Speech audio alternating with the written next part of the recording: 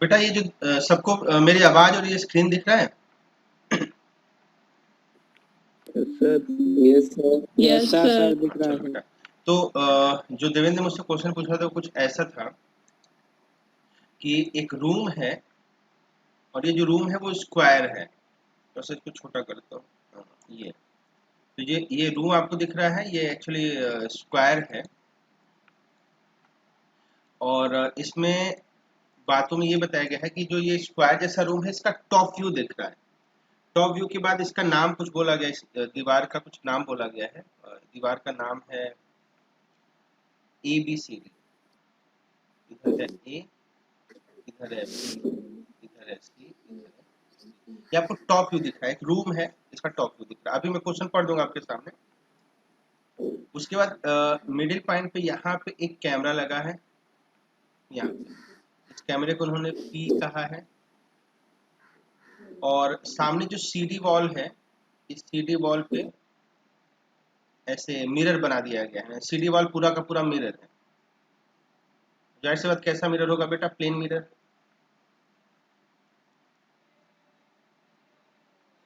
ना। चूंकि स्क्वायर है, साइड लेंथ दिया हुआ है 3 मीटर। 3 मीटर दिया हुआ है साइड लेंथ जो है, चूंकि स्क्वायर है तो साइड लेंथ 3 मीटर दिया हुआ है। और ये जो पूरा दिख रहा है ये है top view of A square room.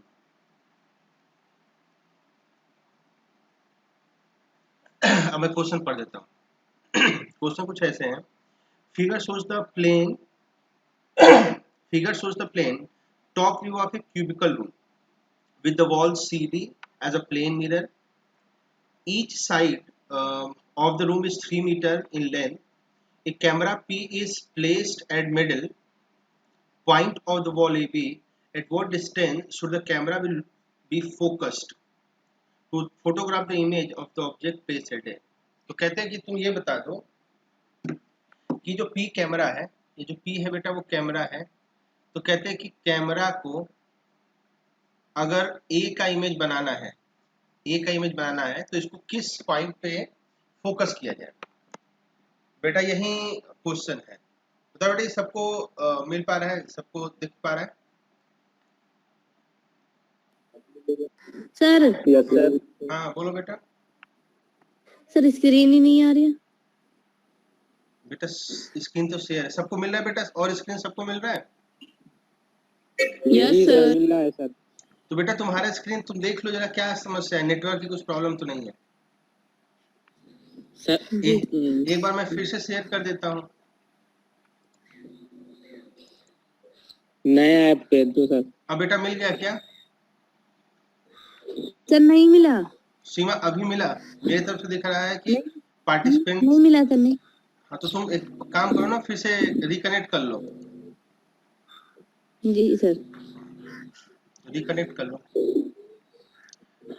तो बेटा ये क्वेश्चन सही है?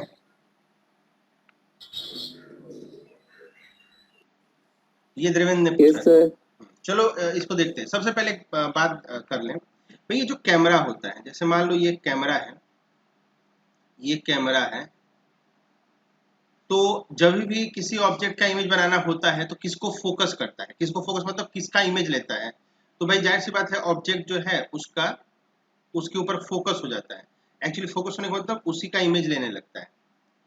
यही कॉन्सेप्ट होता है, इसमें कुछ और नया कॉन्सेप्ट नहीं। अब सोचो जरा, हमारा जो कैमरा है, हमारा जो कैमरा है उसको फोकस करना है, और फोकस भी किस पे करना है? ए ऑब्जेक्ट पे नहीं, बल्कि ए ऑब्जेक्ट के किस पे? इमेज पे। तो भाई ए ऑब्जेक्ट का इमेज बना लेते हैं। तो जरा देखो, जो प्लेन मिरर है उससे ए कितना दूर है? 3 मीटर। तो जाहिर सी बात है उतना ही पीछे इसका क्या बन जाएगा? इमेज। तो देखो ऐसे ही मैंने पीछे बनाया, प्लेन मिरर के पीछे कुछ यहाँ पे बताओ बेटा, क्या आपको लगता है कि ए का इमेज बन जाएगा? बताओ बेटा। Yes sir. Image of object A. अच्छा ये डिस्टेंस कितना होगा बेटा? ए डैश डी, ये डिस्टेंस कितना होगा? 3 मीटर। 3 मीटर। ये डिस्टेंस कितना है? 3 मीटर। नहीं, अब देखो हमारा कैमरा कहाँ पे जो है फोकस करेगा। तो देखो जो हमारा कैमरा है, जो हमारा कैमरा है P, वो तो अब A डैश के ऊपर फोकस करेगा ना, क्योंकि उसको A डैश को देखना है। उसको A को देखना होता तो बगल में ऐसे ही देख लेता। उसको किसको देखना है? इमेज को। किसके इमेज को? A के इमेज को। वो है कौन सा? A dash. तो A डैश को हम फोकस करा देते हैं। तो A डैश को फोकस कराने के लिए मैंने P को यानी कैमरा को A से फोकस कराया, A को दिखवाया। बेटा देखो ऐसे देखा जाएगा, ये हमारा P जो है इसमें किसको फोकस कर रहा है? A डैश को। सही बेटा। और अगर ऐसा है तो हमारा डिस्टेंस जो हमसे पूछा गया है, वैसे नियम से तो मुझसे जब पूछा गया तो मैंने तो यही कहा कि भाई जाहिर सी बात है A डैश पे फोकस करना है, तो ये डिस्टेंस बता दो भाई, इतने डिस्टेंस पे फोकस करेगा। लेकिन उसने ये नहीं पूछा था, उसने ये पूछा था कि नहीं आप जो डिस्टेंस बताओ वो ये वाला ग्रीन वाला डिस्टेंस बताओ, ये वाला डिस्टेंस। ये वाला डिस्टेंस क्या होगा? क्योंकि इसी डिस्टेंस पे हमारा P फोकस कर रहा है, तो डिस्टेंस निकाल लेंगे। एक सेकंड बेटा, अभी कोई प्रकट हुआ है, मैं जरा उसको ज्वाइन करा दूं। दो लोगों को याद आया, ये अपने साथी ही हैं।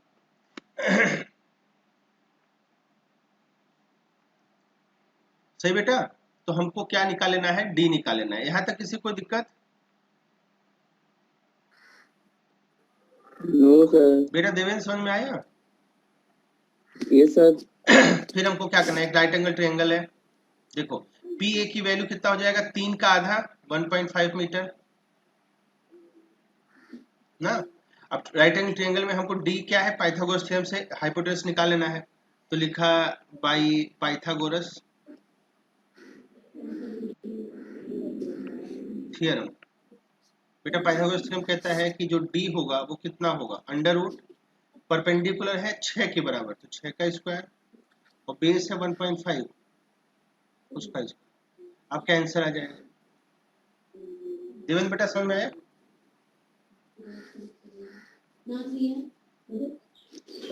देवेंद्र समझ में आ गया क्या? आ गया सर, आ गया। Yes sir. अच्छा कुछ पूछना है इसमें? सर इसकी लैंग्वेज समझ में नहीं आ रही थी उसमें। क्या नहीं समझ में आ रही है? Language sir, language. अच्छा लैंग्वेज समझ में आ गई? अब आ गई। हाँ सर। ठीक है बेटा। अच्छा आगे बढ़ते हैं। और कल के दिन हमने क्वेश्चन करा था, उस क्वेश्चन को देख के थोड़ा सा समझ के आगे बढ़ते हैं। बेटा कल का क्वेश्चन जो था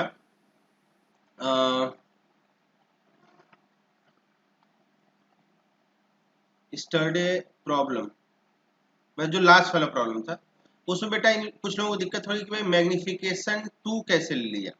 तो बेटा देखो बहुत सिंपल सी बात है। अगर किसी चेहरे की बात करो, चेहरा कैसे रखा जाए? जैसे हमने कल का क्वेश्चन करा था तो हमने कॉन्वेक्स मिरर देख लिया था। ये है प्रिंसिपल एक्सिस, तो चेहरा हम कैसे देखेंगे? चेहरा हम तो ऐसे लगाएंगे ना। बताओ बेटा, चेहरा ऐसे लगाएंगे कि नहीं? अब देखो जरा इसमें चेहरे का ये हाइट है। चेहरे का जो हाइट है क्या लगता है? प्रिंसिपल एक्सिस के परपेंडिकुलर है। हाँ, तो ये कौन सा डायमेंशन होगा? लेटरल डायमेंशन होगा। सही बेटा, सबको आवाज सही से मिल रही है? अच्छा अब देखो, अगर चेहरे को तुम सामने से देखो, अगर इसी चेहरे को तुम सामने से देखो तो चेहरा तुमको कुछ ऐसा दिखेगा। ये आंखें, ये नाक, ये मुंह। हमने अभी ये जो हाइट देखी है वो ऐसे देखी है, जो कि प्रिंसिपल एक्सिस के परपेंडिकुलर है। और ये वाला जो चौड़ाई होगा वो भी तो प्रिंसिपल एक्सिस के परपेंडिकुलर होगा। देखो ये वाला, ये भी तो परपेंडिकुलर है, ये भी लेटरल डायमेंशन हुआ। तो मिला जुला के जो डायमेंशन को दिख रहा है वो लेटरल डायमेंशन दिख रहा है। तो हम वही लिखेंगे भाई, साइज ऑफ इमेज, शॉर्ट में लिख लेता हूँ, एंड साइज ऑफ ऑब्जेक्ट, यही हुआ हमारा मैग्निफिकेशन, और यही दुगुना दिख रहा है। m इक्वल टू क्या हो गया? सही बेटा, ये समझ में आया? जी सर। अच्छा अगला जो इसमें एक पॉइंट था, मैंने कल बताया था दूसरा मेथड। दूसरा मेथड तक जब मैंने करने के लिए बताया था तो मैंने उसमें फॉर्मूला जो मैग्निफिकेशन का लिखा था वो कुछ ऐसे लिखा था। मैंने लिखा था f upon f minus you, ऐसे करके बेटा हमने लिखा था। Yes sir. अब यहाँ पे कुछ लोग ऑब्जेक्शन करते हैं कि भाई आप ये कैसे लिख सकते हैं, ये तो आपने जो मुझको बताया था फॉर्मूला, तो बताया था कॉनकेव के लिए। बताओ बेटा, हमने यही बताया था। कॉन्वेक्स के लिए तो फॉर्मूला जी मैंने सर। ऐसे बताया था, F upon F yes plus sir. You. बताओ, ये मैंने कॉन्वेक्स के लिए बताया था, सही है। Yes sir. अब हमारा जो क्वेश्चन हुआ था, वो क्वेश्चन में हमने ऐसा क्यों करा कि हमने लिख दिया F upon f minus you. उसको जरा ध्यान से देख लो बेटा, जनरल फॉर्मूला तो वही है, जनरल फॉर्मूला वही है, और जनरल फॉर्मूला वही होने का मतलब मैं क्या कहना चाहता हूँ यहाँ पे, एक सेकंड, हाँ, मैं यहाँ पे क्या कहना चाहता हूँ कि देखो, अगर कॉन्वेक्स मिरर है हमारा, अगर हमारा मिरर कॉन्वेक्स है, जैसे मान लो ये हमारा कॉन्वेक्स मिरर है।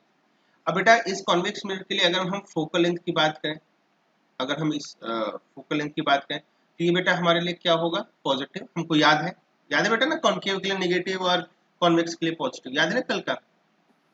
Yes sir. हाँ, अब इस बेटा अगर हम ऑब्जेक्ट की बात करेंगे तो कहीं ऑब्जेक्ट यहाँ पे रखेंगे, और ऑब्जेक्ट यहाँ रखेंगे तो इंसिडेंस ऐसे होगा, और जबकि हम जब यू मेजर करेंगे तो यू हम ऐसे मेजर करेंगे पोल से। अब बेटा यू यहाँ पे क्या हो जाएगा, नेगेटिव। अब अगर हम ऊपर वाला फॉर्मूला इस कॉन्वेक्स के लिए हम यूज करें, ध्यान दीजिएगा, कॉन्वेक्स के लिए नीचे वाला फॉर्मूला है ये वाला, ये है कॉन्वेक्स के लिए, जबकि मैं ऊपर कॉनकेव वाला फॉर्मूला यूज कर रहा हूँ, तो मैग्निफिकेशन ये हो जाएगा। पहले तो फॉर्मूला मैं कॉपी कर लेता हूँ, f upon f minus b, ये तो फॉर्मूला हो जाएगा। अब जब प्रॉपर साइन कन्वेंशन के साथ आप लिखोगे तो एफ तो पॉजिटिव रहेगा, नीचे वाला एफ भी पॉजिटिव रहेगा, जबकि यू हमारा नेगेटिव होने से प्लस यू हो जाएगा। समझ आया बेटा। Yes sir.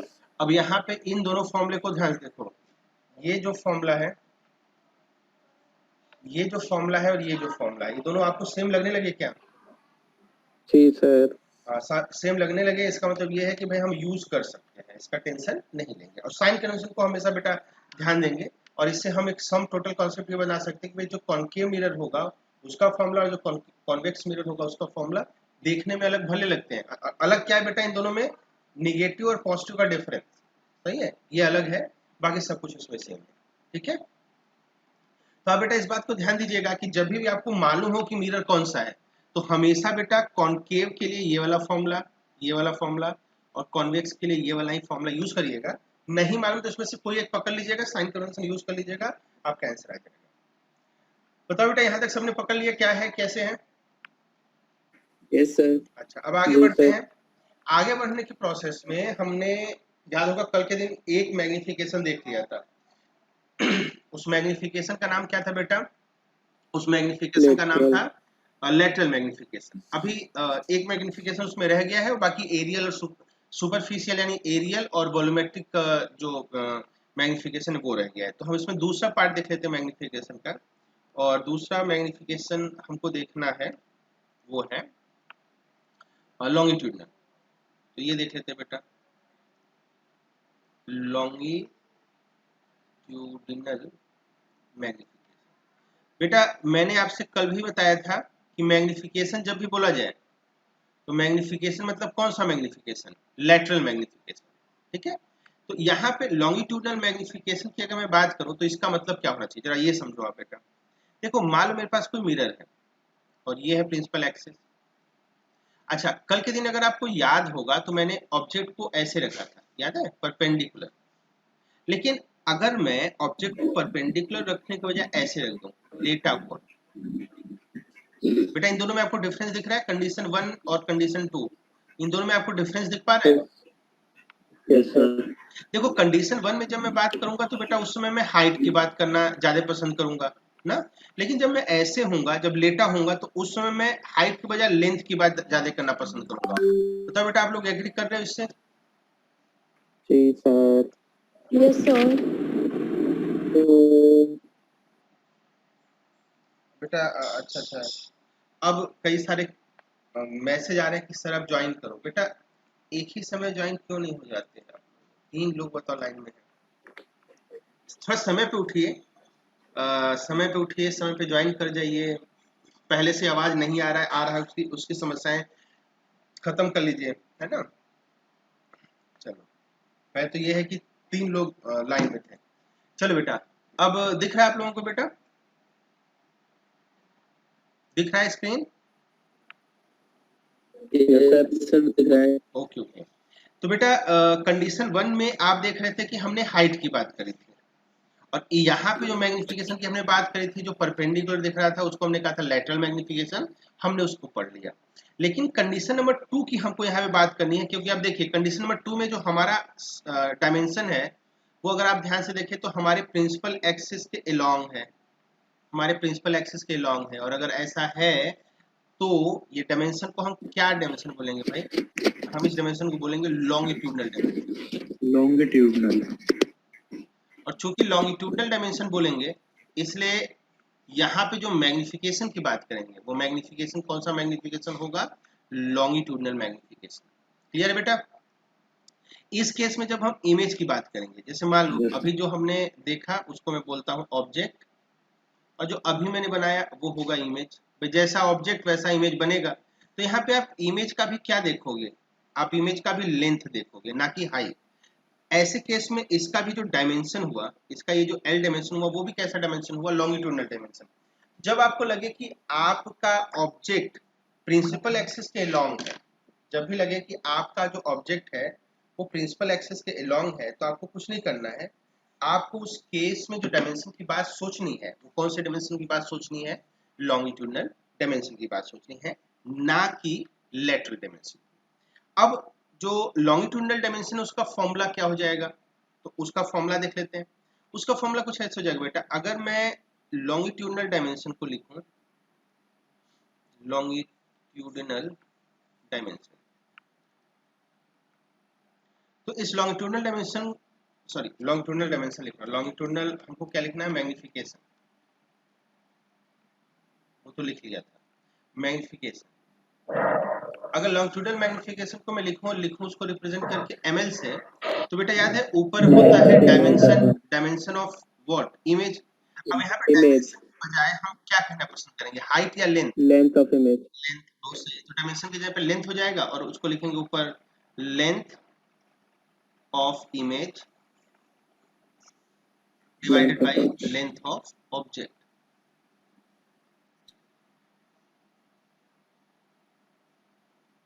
बेटा बताओ यहाँ तक किसी को कोई प्रॉब्लम? नहीं सर। तो ये एक फॉर्मूले के तरीके से बेटा याद रख लेंगे, सही ना? ये जो है हम एक फॉर्मूले के तरीके से, इसको हम बेटा एक फॉर्मूले के तरीके से याद रख लेंगे। और अब लग रहा है कुछ लोग प्रकट हो रहे हैं, सर मुझे ज्वाइन करें। बेटा ये ज्वाइन करने वाला, आप देखिए 1 घंटे की क्लास, उसमें भी अगर आप नहीं होते हैं समय पे ज्वाइन तो कैसे होगा? गड़बड़ हो जाएगा। अब यह दिक्कत है कि मुझको बार बार ये सब छोड़ के ज्वाइन कराना होता है, और दिक्कत की बात यह है कि जब ज्वाइन कराने वाला लिख रहा है कि ज्वाइन करो तो खुद गायब हो जा रहा है, कैसे होगा? चलो, अब यहाँ पे हमारा 40 मिनट का मीटिंग है, और उस मीटिंग में भी बहुत टाइम ऑलरेडी बीत चुका है। चलिए भगवान करे कोई ज्वाइन हो जाए।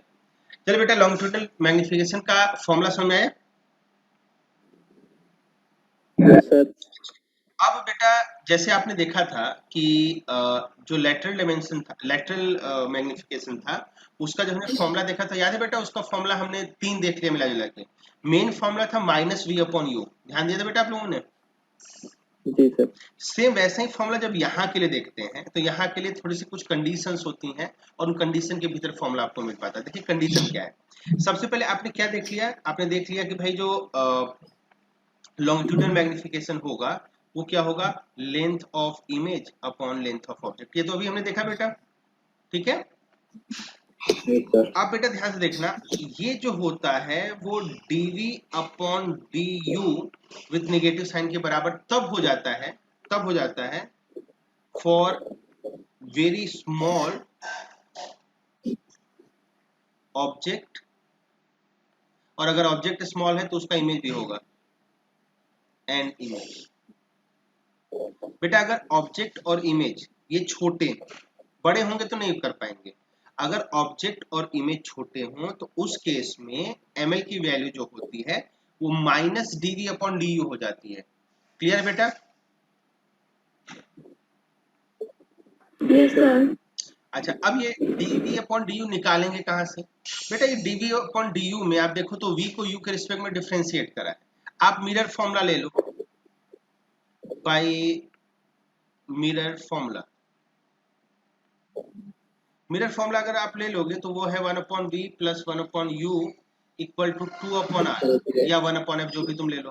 बेटा किसी भी मिरर को जब तुम ले लेते हो तो उसका जो आर यानी रेडियस ऑफ कर्वेचर या उसका जो फोकल लेंथ होता है ये क्या हो जाता है बेटा? कांस्टेंट। एक बार आपने मिरर ले लिया तो ना तो उसका फोकल लेंथ बदल सकता है और ना ही उसका रेडियस ऑफ कर्वेचर। तो अब क्या करो, ये जो ऊपर वाला इक्वेशन नंबर 1 है इसको डिफरेंशिएट कर दो। डिफरेंशिएट विद रिस्पेक्ट टू, किसके रिस्पेक्ट में करना चाहिए बेटा? u, क्योंकि ऊपर dv बाई du चाहिए ना, तो उसको हम u के रिस्पेक्ट में डिफरेंशिएट कर देते हैं। और जब डिफरेंशिएट आप करोगे तो आपको dv अपॉन du की वैल्यू मिल जाएगी। dv अपॉन du की वैल्यू मिल जाएगी, उसका जब निगेटिव लगा दोगे तो ये मिलेगा v square upon u square, या ऊपर से निकाल लोगे, डिफरेंशिएट में कर नहीं रहा हूँ। तो बेटा अगर ऐसा आ गया इसका मतलब ये हुआ कि जो ml होगा दैट इज लॉन्गिट्यूडनल मैग्निफिकेशन, इसकी वैल्यू हो जाएगी माइनस dv अपॉन du, और यही किसके बराबर हो जाएगा बेटा? v square upon u square. अच्छा, v square upon u square मुझको बेटा m में दिख रहा था। हाँ बेटा, sir we square upon u square तो सर एरियल मैग्निफिकेशन के लिए होता है। बेटा कहाँ आवाज चलेगी? कौन बोल रहे हैं? ये मैं तेरा देखूं पहले तो। सर उदित उदित हाँ बेटा, फिर क्या करें? Sir we square upon u square sir aerial magnification के लिए होता है फार्मूला। एक सेकंड, मैं जरा हाँ बेटा, कौन बोल रहे हैं? फिर से बोले। सर उदित। आपकी असल में आवाज थोड़ी सी रुक रुक के आ रही, फिर से थोड़ा साफ सुथरा बोलिए, थोड़ा तेज। Sir we square upon you square जो होता है सर अच्छा, वो एरियल रमेश मैग्निफिकेशन के पोखरियाल। लिए। बेटा आप ही हैं बेटा, रमेश सर पोखरियाल? उदित सर उदित सर उदित हाँ बोलो बोलो बेटा। सर उदित तो अच्छा अच्छा, ये आपके पिताजी वगैरह के उससे होगा क्या? नो चलो चलो, कोई दिक्कत नहीं, वो तो भाई मैं नहीं बनता मुझको था। जो नाम दिखेगा मैं तो वही बोलूंगा ना, तो इसमें कोई अजीब सी बात नहीं। चलो ठीक है।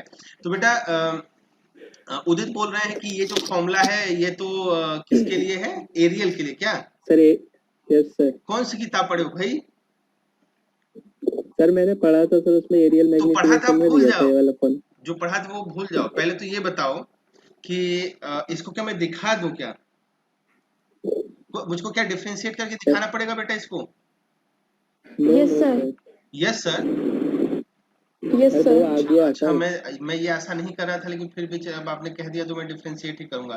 बेटा इधर किनारे में मैं डिफरेंशिएट करता हूँ, 1 upon we plus 1 upon u is equal to 2 upon r. इसको मैं डिफरेंशिएट करता हूँ, लिख लेता हूँ differentiating with respect to what? U. तो पहले को करता हूँ, पहले को करूंगा बेटा तो क्या माइनस 1 अपॉन वी स्क्वायर आ जाएगा? बताओ। ये जो v है ये ऊपर जाएगा तो ऊपर जाके हो जाएगा v के पावर में -1। इसका डिफरेंशिएट करेंगे x के पावर n के फॉर्मूले से, तो -1 v रेस टू पावर -2 हो जाएगा। तो -1 अपॉन वी स्क्वायर में लिख लूंगा। बताओ सही बेटा? अब मैंने v को डिफरेंशिएट कर दिया u मान के, तो इस v को फिर से डिफरेंशिएट करूंगा u के रिस्पेक्ट में। सही है। प्लस 1 अपॉन u को जब करूंगा तो क्या जाएगा बेटा? -1 अपॉन, सॉरी यहाँ पे लिख लेता हूँ, -1 अपॉन यू स्क्वायर, और चूंकि 2 अपॉन आर कॉन्स्टेंट है इसलिए वो हो जाएगा 0। तो dv अपॉन du अगर मैं ये लिखूंगा तो बेटा पहले ये उधर जाके हो जाएगा माइनस, और ये 1 अपॉन यू स्क्वायर जाएगा तो यू स्क्वायर नीचे हो जाएगा, और वी स्क्वायर से डिवाइड है तो इधर जाके मल्टीप्लाई हो जाएगा। बेटा मुझको तो दिख रहा है कि dv अपॉन du होता है minus v upon you square. क्या आपको ये दिख रहा है?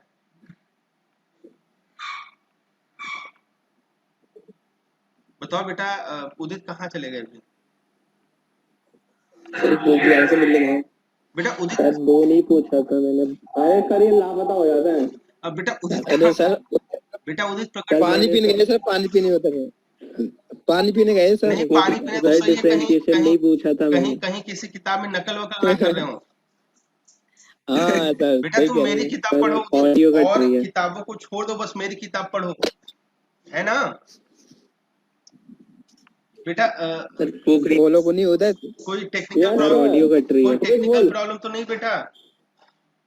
सर ऑडियो कट रही थी। अच्छा ऑडियो नहीं आ रही, चलो ठीक है बेटा, कोशिश आप कर रहे हो, लेकिन ठीक है कोई दिक्कत नहीं। आप सर वो मैंने सर फॉर्मूला बस पूछा था सर। नहीं अभी तो ठीक है ना बेटा? यस सर, डिफरेंशिएशन मैंने पूछा ही नहीं था सर। डिफरेंशिएशन क्या नहीं किया था बेटा? मैंने नहीं पूछा था, किसी और ने पूछा था। एक्चुअल में आप बहुत ज्यादा ही सॉफ्टली बोल दे रहे हैं, और नेटवर्क आपकी सर आवाज डिफरेंशिएशन मैंने नहीं पूछा था सर, और किसी ने पूछा था ना डिफरेंशिएशन। मैं डिफरेंशिएशन नहीं बता रहा हूँ, मैं तो डिफरेंशिएशन ऐसे बोल दिया। मैं आपकी उस बात पे बोल रहा हूँ कि ये जो v square upon u square है, ये इसका नहीं होता, ये शायद किसी और का होता है, उसके लिए मैंने बोल दिया। अब देखो सिंपल सा क्या है कि फिजिक्स में भाई हो सकता है दो चीजें एक जैसी हो सकती है, लेकिन फिलहाल वाली जो चीज है वो वही है, सही है ना? जी सर। हाँ तो यहाँ तक बेटा सबको समझ में, हाँ मतलब डिफरेंशिएशन कहलवाना तो एक बहाना था, डिफरेंशिएशन मिला जुला के आ जाना चाहिए। अब बेटा देखो एक मैंने एक काम यहाँ पे ये किया कि जो v square upon u square आया, उसमें आपको याद है m होता है माइनस वी अपॉन यू। अगर आप m स्क्वायर यस कर सर। दोगे तो ऊपर उधर भी स्क्वायर हो जाएगा और निगेटिव चला जाएगा, तो m स्क्वायर किसके बराबर हो जाएगा बेटा? V square upon you square. तो मिला जुला के आप अगर ध्यान से समझो इस बात को, तो ml भी किससे रिलेट हो गया? m से। m क्या था बेटा? ये वाला जो m आपको दिख रहा है, ये वाला m, ये कौन सा मैग्निफिकेशन है?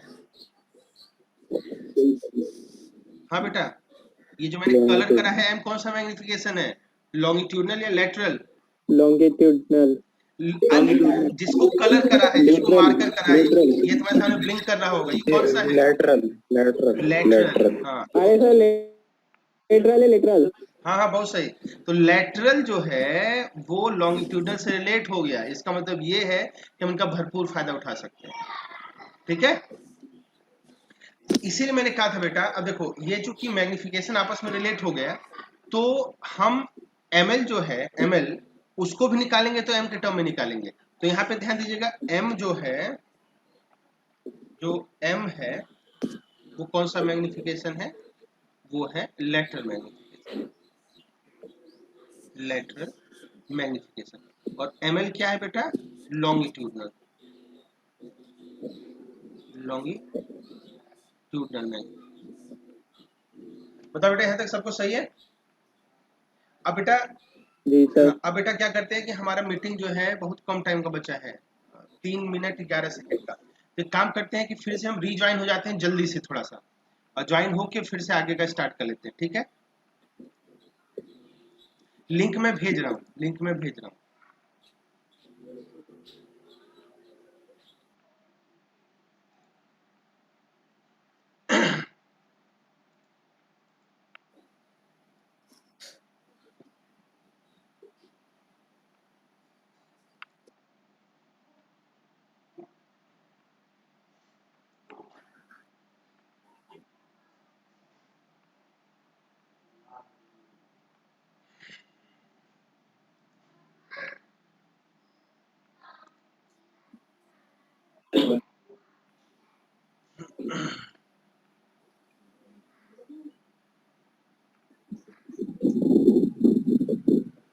ये भैया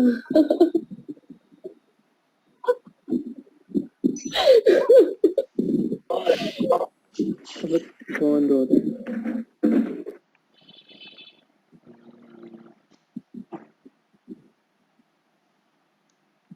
बेटा फैजान तुम कहीं घर तो नहीं चले गए हो? नहीं सर, रूम पे ही। अच्छा अच्छा। सर ये मुंह धुल के नहीं बैठता है सर। क्या करता है? अबे वो नहाता नहीं है। अच्छा अच्छा। सर वो नहाता ही नहीं होता। सर अभी उठे हैं सो के। अब बेटा सबको बेटा मेरी आवाज आ पा रही है?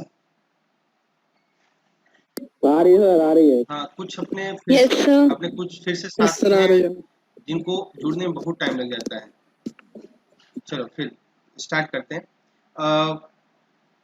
पहले तो स्क्रीन शेयर करें।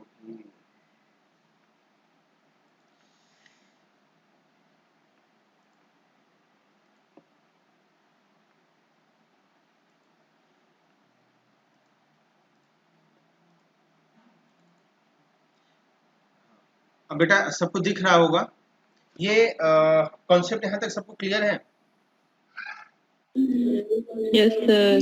अब देखो बेटा इस कॉन्सेप्ट को मैं कैसे यूज करता हूँ। जैसे सपोज दैट मेरा जो मैग्निफिकेशन में एक से बड़ा एक से छोटा ये सब जो है कॉन्सेप्ट बेटा, ये सब कॉन्सेप्ट कहाँ पे काम करेगा, किस मैग्निफिकेशन के लिए काम करेगा? तो बेटा वो हमेशा उसमें कोई भी कॉन्सेप्ट मिस्टेक मत करिएगा। एम एक से बड़ा है एक से छोटा है, इनलार्ज बनेगा डिमिनिश बनेगा, लेकिन वो मैग्निफिकेशन कौन सा मैग्निफिकेशन होना चाहिए? वो मैग्निफिकेशन होना चाहिए लैटरल मैग्निफिकेशन। सही है? कौन सा मैग्निफिकेशन होना चाहिए? लैटरल मैग्निफिकेशन, लॉन्गिट्यूडनल नहीं। हम इसी एम को पकड़ के आगे बढ़ेंगे। एम मतलब लैटरल मैग्निफिकेशन। सही है? अब अगर आप देखो सपोज दैट मेरे पास एक मिरर है, कोई भी मिरर फर्क नहीं पड़ता। मैंने सपोज दैट एक ऑब्जेक्ट लिया और ऑब्जेक्ट को ऐसे लगा दिया, ऐसे। ये है लेंथ ऑफ ऑब्जेक्ट, ये ऑब्जेक्ट है। अब हमसे अगर इमेज के लेंथ के बारे में पूछा जाएगा और ये बोला जाए कि लेंथ ऑफ ऑब्जेक्ट और इमेज छोटे हैं, तो जाहिर सी बात मैं एमएल की बात सोचूंगा। वो होता है length of image upon length of object, और वो हो गया हमारे लिए एम स्क्वायर के बराबर ना। तो इसका मतलब बेटा लेंथ ऑफ इमेज कितना हुआ? M square l naught. ऐसे में बनाऊंगा जो मेरा इमेज होगा, ये तो बेटा क्या है? ऑब्जेक्ट, और इसको मैं बोल रहा हूँ इमेज। तो ये इमेज का जो लेंथ होगा दैट इज एल आई, वो कितना हो जाएगा बेटा? M square l naught. सही बेटा? ये दिख पा रहा है सबको बेटा? Yes, sir. अच्छा एक बात और, Yes, sir. अगर मैं ऑब्जेक्ट को ऐसे देखूं तो मैं कहूंगा हाइट ऑफ ऑब्जेक्ट, और मान लो इस समय इमेज हमारा ऐसे बन गया, ये सपोज दैट नया इमेज है, तो इसका मैं कैसे बोलूंगा बेटा? तो उसके लिए मैं मैग्निफिकेशन ले लूंगा एम वाला। एम हो जाएगा h i upon h naught. तो मैं एच आई कैसे निकालूंगा? M times of h naught. तो वो यहाँ पे लिख लूंगा हाइट ऑफ इमेज क्या हो जाएगा? M times of h naught. एक बात आप गौर कर रहे हो, जब मैं परपेंडिकुलर लिख रहा हूँ, अब गौर करना इस बात को, जब मैं ऑब्जेक्ट को परपेंडिकुलर रख रहा हूँ तो पहली बात तो कि ये कि इमेज भी परपेंडिकुलर बन रहा है, और उसका हाइट अगर ध्यान से देखो तो हाइट ऑफ ऑब्जेक्ट में केवल m से मल्टीप्लाई करना पड़ रहा है। उसी टाइम पे अगर आप एलोंग रख रहे हो, एलोंग, तो आपको एल नॉट यानी लेंथ ऑफ ऑब्जेक्ट में एम स्क्वायर से मल्टीप्लाई करना पड़ रहा है। ध्यान देख रहे हैं बेटा? तो मैं आपको जो डिफरेंस दिखा रहा हूँ वो दिखा रहा हूँ कि देखो एच नॉट यहाँ और एल नॉट यहाँ पे तो सेम ही है। हाइट ऑफ ऑब्जेक्ट एक जगह पे है और एक जगह हाइट ऑफ एक जगह लेंथ ऑफ ऑब्जेक्ट है। लेकिन यहाँ पे हो क्या रहा है? यहाँ पे हो ये रहा है कि जो मल्टीप्लाई हो रहा है ये h और यहाँ पे l, वो अलग अलग वैल्यू से मल्टीप्लाई हो रहा है। जो h नॉट दिख रहा होगा, h नॉट, वो m से मल्टीप्लाई हो रहा है, ये आपको दिख रहा होगा। लेकिन जो l नॉट है, जो लॉन्ग रखा है यानी जो लॉन्गिट्यूडनल रखा है, वो m स्क्वायर से मल्टीप्लाई हो रहा है, ये m स्क्वायर से। बेटा आप लोग ये गौर कर पा रहे हो? क्योंकि इसी का यूज करके मैं अगला मैग्निफिकेशन बताऊंगा। बताओ बेटा यहाँ तक सबको क्लियर है? अब मैं बेटा, सर हाँ हाँ सर एक बार फिर से रिपीट कर दीजिए लास्ट वाला। चलिए बेटा, मैंने यहाँ पे ये बताया कि जब मैंने मैग्निफिकेशन लिखा तो यहाँ पे एक बात ध्यान देना कि ये पहले तो ये बताओ बेटा कि एच आई जो निकाला है, एच आई जो निकाला है और जो एच नॉट निकाला है, ये समझ में आ गया है? ये एच आई और ये एल आई, ये समझ में आ गया बेटा? Yes sir. अब देखो बेटा इन दोनों में ही ये चाहे एच नॉट हो और चाहे एल नॉट हो, ये दोनों क्या है? ऑब्जेक्ट के साइज है ना। Yes sir. लेकिन जब मैं ऑब्जेक्ट को परपेंडिकुलर रख रहा हूँ, देखो यहाँ पे परपेंडिकुलर मतलब देखो ये ऑब्जेक्ट को रखा है ना इस प्रिंसिपल एक्सिस के परपेंडिकुलर, तो उस केस में अगर आप ध्यान दो तो एच नॉट जो है, जो एच नॉट है, वो किससे मल्टीप्लाई हो रहा है बेटा? एम से। यानी जब हम लैटरल रखते हैं तो एम से मल्टीप्लाई होता है साइज ऑफ ऑब्जेक्ट में। लेकिन जब हम प्रिंसिपल एक्सिस के लॉन्ग रखते हैं ऑब्जेक्ट को, तो जो हमारा साइज ऑफ ऑब्जेक्ट है वो किससे मल्टीप्लाई होता है? एम स्क्वायर से, एम से नहीं। देखो यहाँ पे ये जो मल्टीप्लाई हुआ था ये m से मल्टीप्लाई हुआ था, जबकि यहाँ पे मल्टीप्लिकेशन किससे हो रहा है, m स्क्वायर से। डिफरेंस दिख रहा है? Yes sir. हाँ, यही मैं डिफरेंस दिखाना चाह रहा था। तो मैं आगे क्या करूंगा कि जब भी प्रिंसिपल एक्सेस के अलॉन्ग रखा होगा और इमेज का साइज कुछ पूछेगा तो मैं m square into size of object बोल दूंगा, और जब परपेंडिकुलर रखा होगा m into size of object बोल दूंगा। बस इतना है, ठीक है बेटा? Okay sir. तो आगे बढ़ते हैं। आगे हमको ये देखना है अगला जो मैग्निफिकेशन है, अगला मतलब नियम से तो वो दूसरा आएगा ना। हमने तो दो टाइप ऊपर बोल दिया लीनियर वाला, अब होगा सुपरफिशियल। सुपरफिशियल मैग्निफिकेशन बेटा, सुपरफिशियल मतलब एरिया की बात करी जाएगी। बेटा आप देखो, अगर आपको लगे कि आप जो मैग्निफिकेशन की बात करना चाहते हैं उसमें एरिया का रोल है, उसमें किसका रोल है, एरिया, उसमें अब साइज का यानी डायमेंशन का रोल नहीं है बल्कि एरिया का रोल है। ऐसे ही आपको अगर लगने लगे तो उस केस में जो हम मैग्निफिकेशन पढ़ते हैं उसका नाम होता है सुपरफिशियल मैग्निफिकेशन। बेटा ये सुपरफिशियल मैग्निफिकेशन है, उसको अगर MS से दिखाऊं तो क्या होना चाहिए? बेटा अब यहाँ पे डायमेंशन के नाम पे कौन आएगा? लेंथ तो आएगा नहीं, हाइट तो आएगा नहीं, क्या आएगा? एरिया। तो इसका फॉर्मूला हो जाएगा area of image upon area of object. ये बेटा फॉर्मूला सबको समझ में आ गया? जी सर। एरिया ऑफ इमेज को AI से लिख दिया हूँ, एरिया ऑफ ऑब्जेक्ट को A0 से लिख दिया हूँ। तो ये बेटा वही फॉर्मूला जब मैंने आपको कहा था कि मैग्निफिकेशन को आप ध्यान दीजिएगा, तो मैग्निफिकेशन का एक मेन फॉर्मूला था dimension of image upon dimension of object. चूंकि यहाँ जो सुपरफिशियल मैग्निफिकेशन है उसका रिलेशन, उसका संबंध एरिया से, तो हम डायमेंशन की जगह पे क्या लिख दिए हैं, एरिया। अब बेटा यहाँ पे हम कैसे ऑब्जेक्ट से इमेज बनाते हैं जरा वो देखो, और कैसे मैग्निफिकेशन को दिखाते हैं वो जरा समझो। मान लो मेरे पास ये कोई मिरर है, ये कोई मिरर है,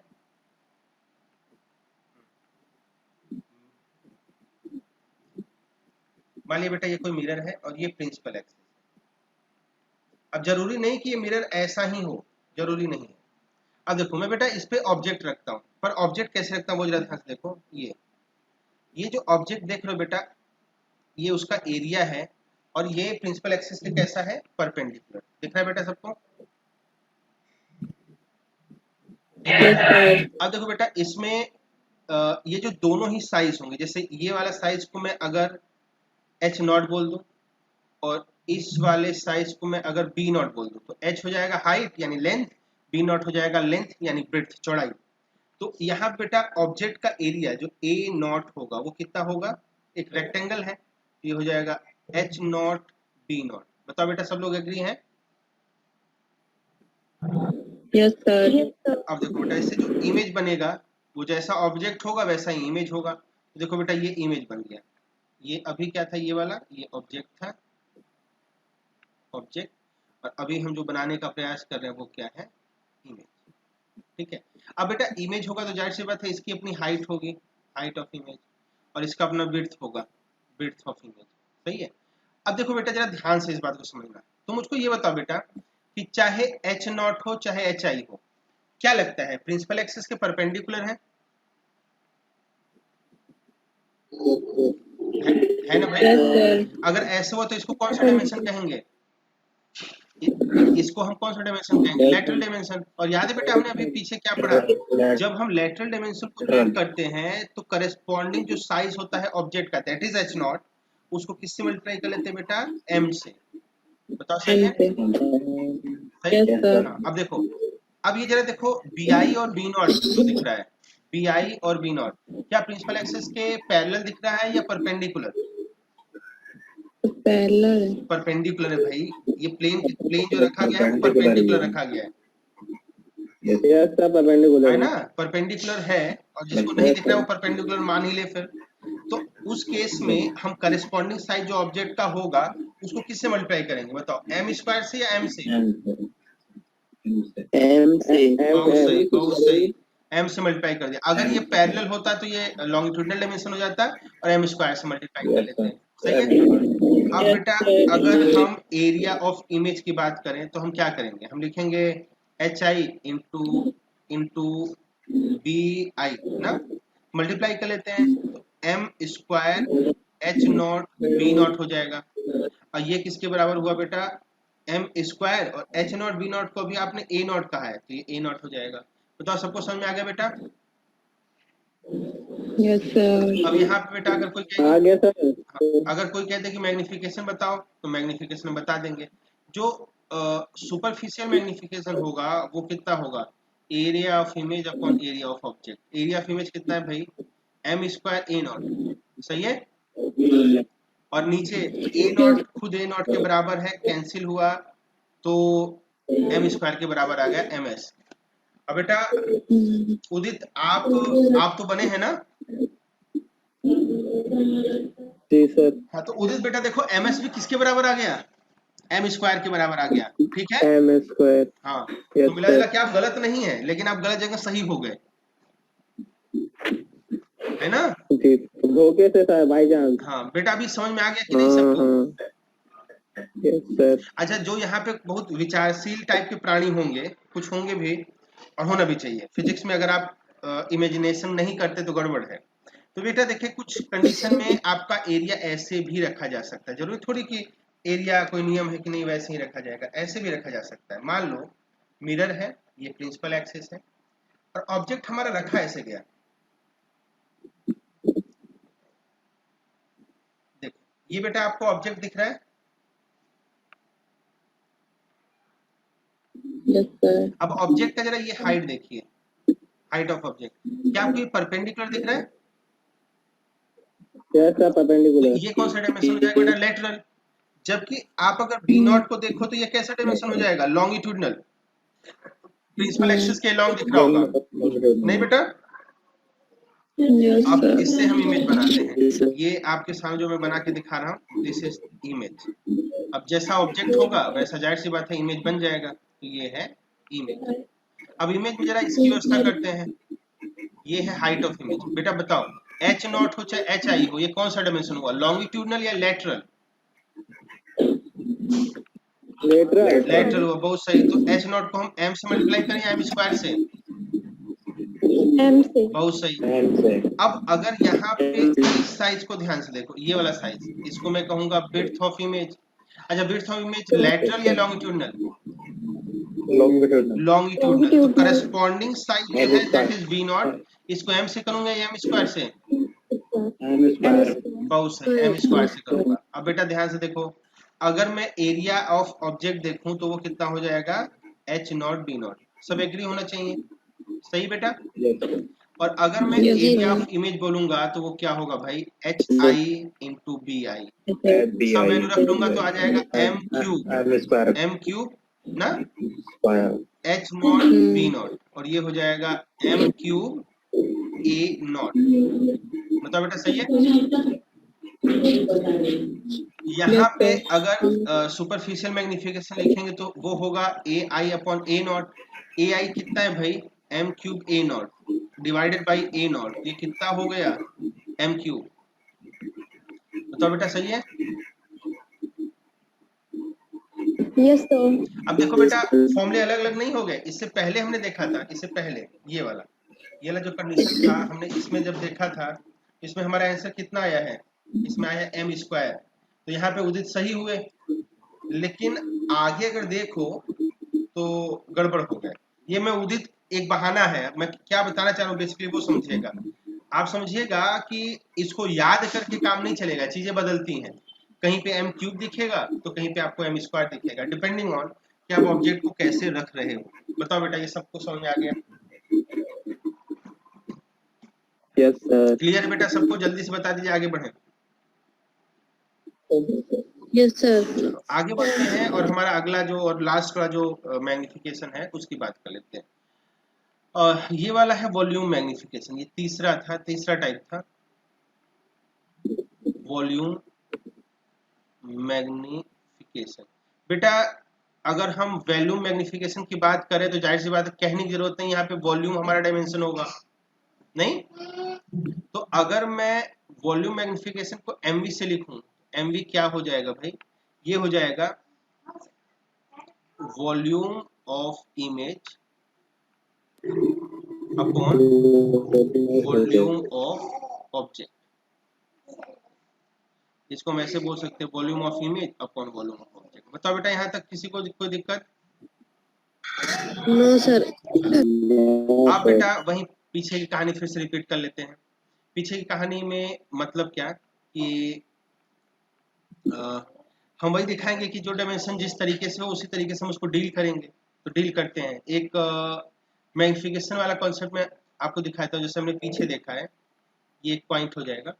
मान लो मेरे पास ये मिरर है, फर्क नहीं पड़ता कि मिरर कैसा है, वो तो हमको क्वेश्चन बता देगा कि कैसा मिरर है और हमको क्या बनाना है, कैसा बनाना है। ठीक है। अब इसमें क्या हुआ, इस पे हमने क्यूब रखा, क्यूब या क्यूबॉइड जैसी भी इच्छा हो, क्योंकि हमको वॉल्यूम चाहिए। तो वॉल्यूम के लिए जरूरी है कि हम कुछ क्यूब जैसा रखें, और क्यूब जैसा हमको कुछ खास इसमें क्यूबॉइड टाइप इसमें दिख नहीं रहा है, मुझे ही को बनाना पड़ जाएगा। चलो बनाते हैं बेटा। यहाँ पे मैंने क्यूब बनाया,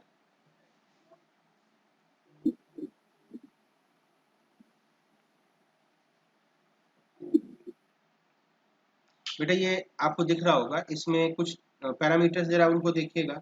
ये है एच नॉट,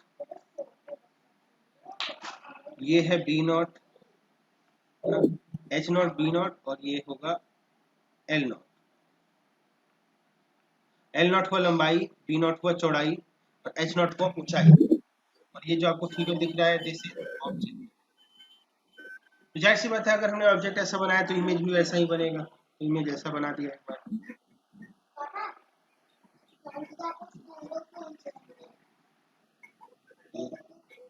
बेटा ये है हमारे सामने इमेज। अब देखो बेटा जरा यहाँ पे, ये जो एच आई में लिख रहा हूँ, अगर मैं पूछूं कि एच आई प्रिंसिपल एक्सिस से 90 डिग्री बना रहा है नहीं बना रहा है, तो क्या लगता है बना रहा है? एच नॉट भी परपेंडिकुलर बना रहा है। तो ये जो डायमेंशन होगा लेटरल हुआ या लॉन्गिट्यूडनल? लेटरल हुआ। तो इसको m से मल्टीप्लाई करेंगे, m h नॉट। बताओ बेटा सही है? Yes sir. अच्छा, अगर इसको मैं bi कहता हूँ, ये वाला साइज bi है, बताओ ये भी लेटरल है लॉन्गिट्यूडनल? लेटरल। तो m से मल्टीप्लाई होगा, तो ये होगा m इंटू बी नॉट।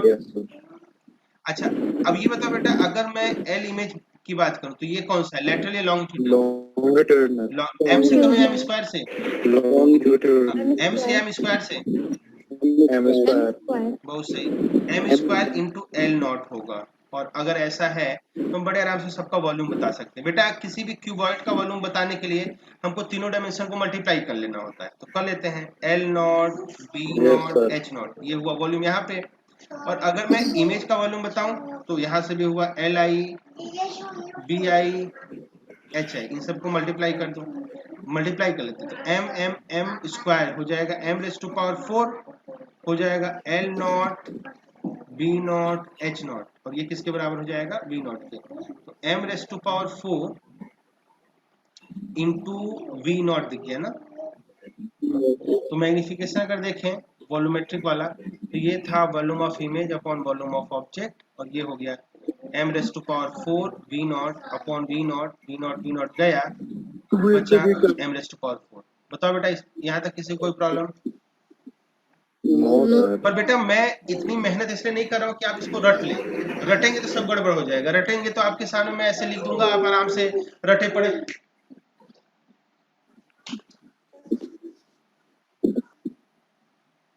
तो आप इसको रटिए नहीं। बात समझ में आ रही है बेटा? जो मैं लॉजिक समझाया उसको अगर आप समझते हैं तो ये कभी नहीं भूलेगा, ये हमेशा आपका जो है क्लियर रहेगा।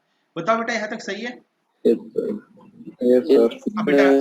अब बेटा आपके एग्जाम पॉइंट ऑफ व्यू से बताऊं, देखिए आपका जो एग्जाम है वो भी जरूरी है। ये तो मैं आपको नॉलेज बांटने लगा हूँ, लेकिन नॉलेज के अलावा जो आपका एग्जाम है उस एग्जाम को लेके अगर हम बात करें तो हमारे बेटा जो लेटरल मैग्निफिकेशन है उससे या बहुत आया तो लॉन्गिट्यूडनल से,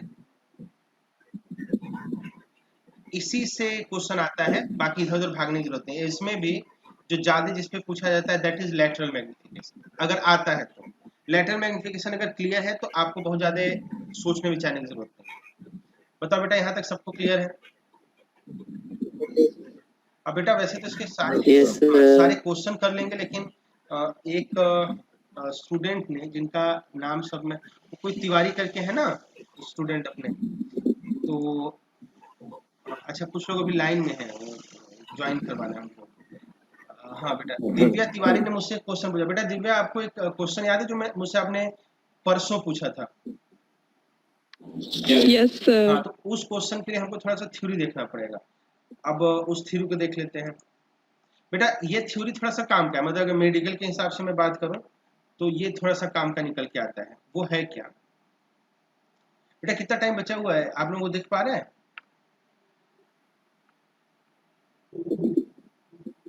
देखिए 40 मिनट का जो स्लॉट है उसमें कितना बचा हुआ है?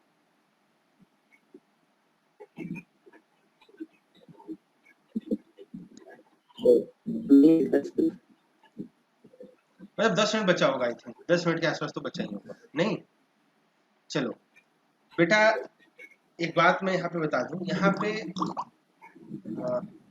यहाँ पे कुछ जो है इमेज का पोजीशन आपको अलग अलग मिरर के लिए याद होता है, ठीक है? मैं एक आपको पीडीएफ शेयर कर दूंगा, उससे आप थोड़ा सा याद कर लीजिएगा। कुछ के लिए मैं आपको बता देता हूँ। देखो, तो यहाँ पे पॉइंट है, वो है image formation by concave mirror. Concave mirror से इमेज फॉर्मेशन। बेटा देखो, सबसे पहले बताऊं कि जो लोग रटने वाले हैं उनके लिए तो बड़ा आसान है, जो रटने वाले नहीं है वो पहले टेंशन ना लें। इमेज फॉर्मेशन किसी से बताना हो तो बेटा हमारे पास एक रामबाण है, दो रामबाण है। पहला रामबाण mirror formula 1/v + 1/u = 2/r = 1/f। ये जो मिरर फॉर्मूला है, इस मिरर फॉर्मूला से आप कभी भी ये बता सकते हैं कि ऑब्जेक्ट अगर इस रीजन में है तो इमेज उसका कहाँ पे बनेगा। दूसरा नंबर आपके लिए है मैग्निफिकेशन। मैग्निफिकेशन होता है -v/u। अब ये बड़ा है एक से, छोटा है एक से, पॉजिटिव है निगेटिव है, उससे इमेज कैसा होगा ये बता देंगे, ठीक है? अच्छा हाँ, एक बात बेटा, मैंने ये क्या बताया क्या कि कब रियल और वर्चुअल होगा, ये बताया है क्या? एक कॉन्सेप्ट है बेटा, देखें मैं इसको आगे बताऊं इससे पहले मैं आपको जरा ये बता दूं कि इमेज जो होगा वो कब इनलार्ज होगा, कब डिमिनिश्ड होगा, कब इरेक्ट होगा, कब इन्वर्ट होगा। ये तो आप एम को देख के बता देंगे। एम को देख के अभी ऑब्जेक्ट कहाँ है उसे यू मान चल जाएगा, तो इमेज कहाँ पे होगा वी से मान चल जाएगा, ये भी आप बड़े आराम से बता देंगे। लेकिन बेटा एक कॉन्सेप्ट होगा रियल और वर्चुअल का। रियल और वर्चुअल, कब आपका इमेज रियल है कब वर्चुअल है, ये कैसे बताएं? तो बेटा इसका जरा कॉन्सेप्ट देख लेते हैं। इसको आप ना तो एम से बता सकते हैं ना मिरर फॉर्मूला से बता सकते हैं, उसमें आप ऐसे कुछ बता सकते हैं। देखिए जरा उस बात को बेटा, अगर कोई मिरर है वो कोई भी हो सकता है, जैसे अभी मैंने प्लेन मिरर बना दिया, उसमें सोचो जरा कि अगर लाइट इधर से आ रही है, इधर से आ रही है, तो रिफ्लेक्ट होकर किधर जाएगी? बताओ बेटा, अगर ये लाइट इधर से आ रही है, जो तुम लोगों को दिख रहा है ये दोनों ही इंसिडेंट रे है। अगर ये इंसिडेंट रे है और इधर से इधर इंसिडेंट हो रहा है, तो आफ्टर रिफ्लेक्शन वो मिरर के आगे यानी रीजन 1 या मिरर के पीछे रीजन 2 पे जाके मिलेगी, क्या लगता है? रीजन 1। देखो मैंने एक लाइन की बात करी, मैंने ये कहा कि इंसिडेंट लाइट रे है, रिफ्लेक्शन के बाद वो किस रीजन में जाएगा, रीजन 1 में या रीजन 2 में? रीजन रीजन 1 में जाएगा। बेटा ध्यान देना, रीजन 1 में जाएगा, तो रीजन 1 में जाना कैसे बता पा रहे हैं? क्योंकि ये लॉ ऑफ रिफ्लेक्शन है। रिफ्लेक्शन ये कहता है कि भाई अगर रिफ्लेक्शन होता है तो जिस मीडियम में हमारा इंसिडेंट रे है, और किस मीडियम में है, मीडियम 1 में, तो उसी मीडियम में उसको रिफ्लेक्ट होके आना है। तो इसका मतलब ये हुआ बेटा कि अगर 1 में ही लौट के आना है, और मान लेते हैं ये रिफ्लेक्टेड रे है, ये है रिफ्लेक्टेड रे। अब बताओ अगर ऐसा है तो यहाँ पे इमेज बनेगा, और इमेज बनने के लिए चूंकि लाइट भी रीजन 1 में आ रही है, इमेज भी रीजन 1 में बन रहा है, इसलिए ये रियल बनना चाहिए या वर्चुअल? रियल चूंकि रीजन 1 में एक्चुअल में आ रही है और एक्चुअल में आ रही है तो उसको एक्चुअल में तो रीजन 1 में बनना भी है, और एक सौभाग्य रहा कि बन भी गया। इसका मतलब ये हुआ कि भाई इमेज अगर जिस तरफ ऑब्जेक्ट है, रिफ्लेक्शन के केस में बता रहा हूँ, जिस तरफ ऑब्जेक्ट है अगर उसी तरफ इमेज बनता है तो जाहिर सी बात है ये वही रीजन होगा जहां पे लाइट रे रिफ्लेक्शन के बाद आई होंगी और उधर बनने वाला इमेज रियल बोला जाएगा। लेकिन सोचो जरा हमने जब प्लेन वेव में बात करी थी तो इमेज किस तरफ बना था? इमेज उल्टी साइड में बना था, याद है बेटा? उल्टी साइड में बना था, याद है? अगर उल्टी साइड में बना तो सोचो उल्टी साइड में बनने का मतलब ये रियल कब होगा? जब लाइट रे उस तरफ जाके मिलती एक्चुअल में। लेकिन रिफ्लेक्शन तो ये कह रहा है कि नहीं रीजन 2 में तो वो जाएंगे ही नहीं। इसका मतलब ये हुआ ना भाई कि अगर जिस तरफ ऑब्जेक्ट है उसकी उल्टी साइड में इमेज बनता है तो वो हमेशा ही कैसा होगा? रियल या वर्चुअल? वर्चुअल। ये बेटा हमको हमेशा याद रखना पड़ेगा। तो क्या मैंने बताया? मैंने ये बताया कि जिस तरफ ऑब्जेक्ट है इमेज बनना है अगर रिफ्लेक्शन से, अगर उसी तरफ इमेज बन जाए तो रियल होगा या वर्चुअल होगा? रियल होगा। और उल्टी साइड में बन जाए तो क्या होगा? वर्चुअल होगा। सही बेटा? अब जरा एक बात रिफ्रैक्शन में कर लें। बेटा हम आगे जाएंगे तो हमको ये पढ़ना पड़ेगा, इसको हम यहीं पे निपटा लेते हैं। बेटा आपके सामने मैंने लेंस बना दिया है, सबको दिख रहा होगा? दिख रहा होगा बेटा? अच्छा, लेंस में रिफ्लेक्शन होता है या रिफ्रैक्शन होता है? रिफ्रैक्शन होता है। अब सोचो जरा, अगर मैंने लाइट रे यहाँ पे इंसिडेंट कराया, ये है इंसिडेंट रे, तो after refraction light ray region 1 में दिखेगी या 2 में? 2 में। बेटा हमने यही तो पढ़ा है कि रिफ्रैक्शन में मीडियम को क्रॉस कर जाते हैं। तो अब जो लेंस दिख रहा है उसको आप क्या कर जाएंगे? क्रॉस कर जाएंगे। और अगर क्रॉस कर जाएंगे तो किस तरफ एक्चुअल में जाके मिलना चाहिए आपको? दूसरी साइड में। साइड 1 और साइड 2 में किधर मिलना चाहिए? साइड 2 में। अगर वहां पे इमेज बन गया तो भाई जिधर हमको मिलना था उधर इमेज ही बन गया, तो ऐसे इमेज को हम क्या कहेंगे? रियल। देखो उल्टा हो गया। अगर आप उसको रिफ्लेक्शन से कंपेयर करो तो रिफ्लेक्शन में क्या था? उल्टी साइड बनने पे वर्चुअल था, जबकि यहाँ पे उल्टी साइड बनने पे क्या हो जाएगा? रियल। लेकिन अगर कहीं भूल चूक से इमेज बना कहीं रीजन 1 में तो भाई सोचो लाइट रे तो इस तरफ आएंगी ही नहीं, उनको तो रिफ्लेक्ट होके साइड 2 में जाना था। इसका मतलब ये हुआ कि इधर जो इमेज बनेगा वो क्या हो जाएगा बेटा? रियल या वर्चुअल? वर्चुअल। ये कॉन्सेप्ट समझ पा रहे बेटा? मिला जुला के कॉन्सेप्ट ये है कि अगर रिफ्लेक्शन है तो जिधर ऑब्जेक्ट है उधर ही इमेज बनना जरूरी है, तभी वो क्या होगा? रियल। अगर ऐसा नहीं हुआ तो क्या हो जाएगा? दूसरी साइड में बनने वाला वर्चुअल। लेकिन रिफ्लेक्शन में क्या है, क्योंकि लाइट वास्तव में दूसरी तरफ चली जाती हैं तो दूसरी तरफ अगर मिलेंगी तो वहां पे इमेज बनेगा रियल, अदरवाइज वर्चुअल। तो बेटा मैं इस पूरी बात को मैं यहाँ पे लिख देता हूँ। यहाँ पे मैं लिख देता हूँ रिफ्लेक्शन। यही जो मैंने इंफॉर्मेशन आपको दिखाया वही, और यहाँ पे रिफ्लेक्शन मतलब इमेज जो है रिफ्लेक्शन से बन रहा है या रिफ्रैक्शन से बन रहा है उसकी बात करनी है। ऊपर मैं लिख देता हूँ O and I same side, और यहाँ पे मैं लिख देता हूँ O and I opposite side. अब यहाँ बेटा यहाँ पे रियल एंड वर्चुअल की बात करता हूँ। देखो रिफ्लेक्शन में अगर रिफ्लेक्शन में हम बात करें तो अगर O और I सेम साइड में हो जाए तो रियल या वर्चुअल? बताओ बेटा। रिफ्लेक्शन में रियल। बहुत सही। हाँ रियल। तो यहाँ पे रियल इमेज बन जाएगा ना।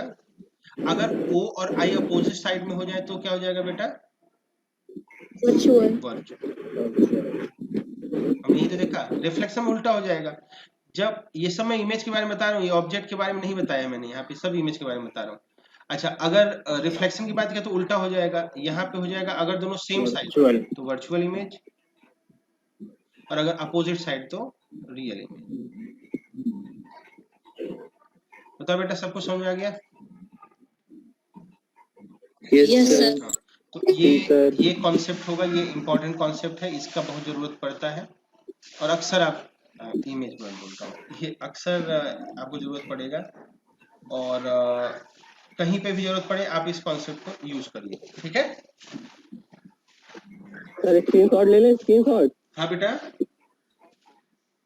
सर स्क्रीनशॉट ले लें। सर अरे मैं यूट्यूब पे पीडीएफ दीजिएगा भेजूंगा तो सर। स्क्रीनशॉट लेके क्या जरूरत है, सही है। Okay sir. अब बेटा कोई है हमारे साथी जो बता सकता है कितना टाइम बचा है? टाइम हो गया क्या? Yes sir. रनिंग आउट लिख के आने लगा। तो आज 7 मिनट बचा हुआ है, 7 मिनट बचा हुआ है।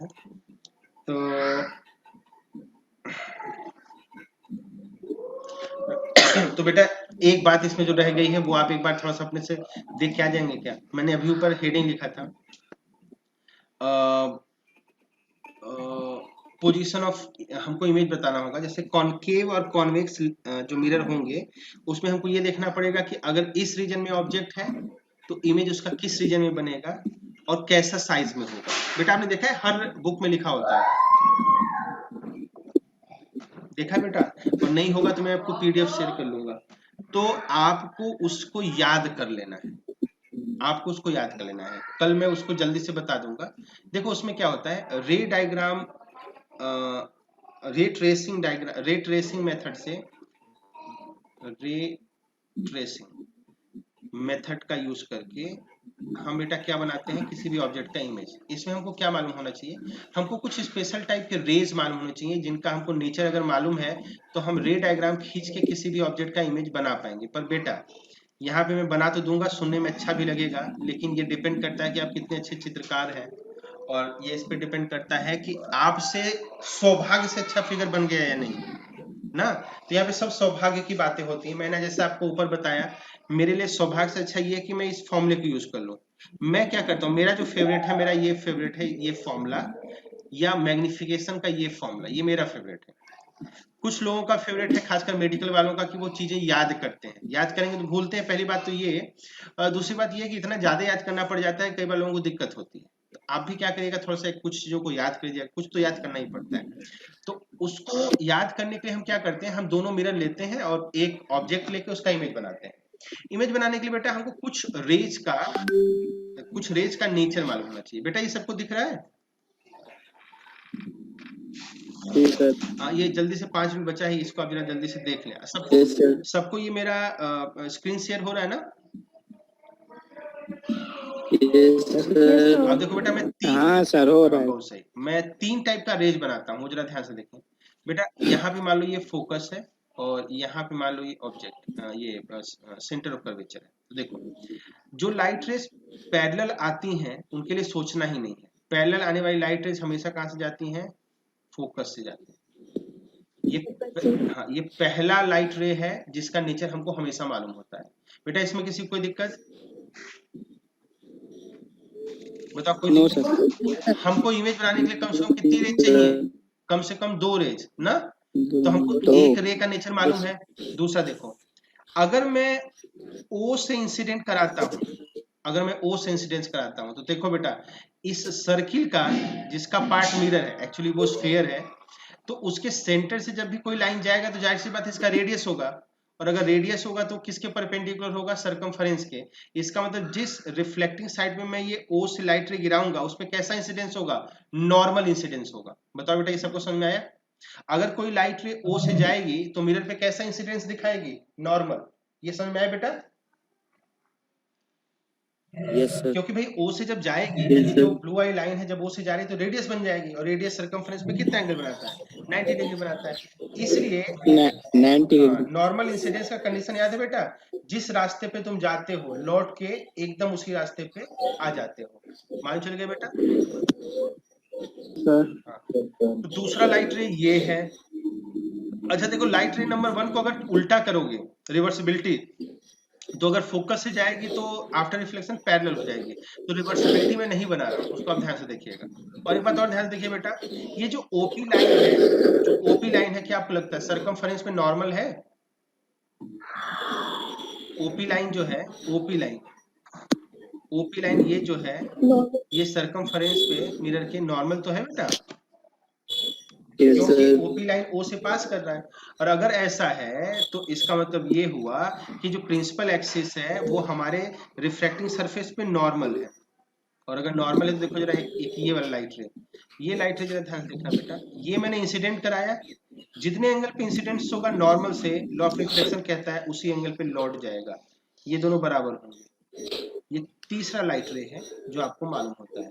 जब हम बेटा रे ट्रेसिंग करते हैं तो इन्हीं 3 लाइट रेज का यूज करते हैं और किसी भी कंडीशन में किसी भी ऑब्जेक्ट का हम इमेज बना देंगे। तो ये हुआ बेटा आज की क्लास। अब हम कल मिलेंगे और कल मिलने से पहले मैं आपको एक पीडीएफ भेज दूंगा, वो आप पढ़ लीजिएगा। अब कल हमारे पास एक ही काम है, कुछ क्वेश्चन करना और अगले रिफ्लेक्शन वाले टॉपिक में पढ़ जाना। सही है बेटा? Okay sir. हाँ, किसी को कुछ कहना पूछना है? हमारे पास 2 मिनट बचा हुआ, किसी को कुछ पूछना है? बताओ बेटा, किसी को कुछ पूछना कहना है? तो सर कुछ पूछना होगा बेटा तो मुझको व्हाट्सएप कर दीजिए। उदय भाई हाँ हाँ बोलो बेटा।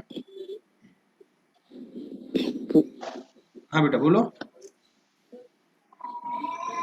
भैया बोलने के बाद शांत क्यों हो जाते हो? या तो बोल लो या तो शांत हो जाओ। वो बात कर रहे थे। बेटा नौशाद अली आप, उदय भाई ये सर नौशाद अली सर आप, उदय भाई कुछ पूछना सर। नौशाद अली बेटा ये आप जो है ड्राइंग कर रहे हैं ये सही नहीं है, गलत बात है। ये एनोटेशन आपका चल रहा है। कंपटीशन में ड्राइंग थोड़ी आएगी सर। क्यों कंप्यूटर तुम्हारे साथ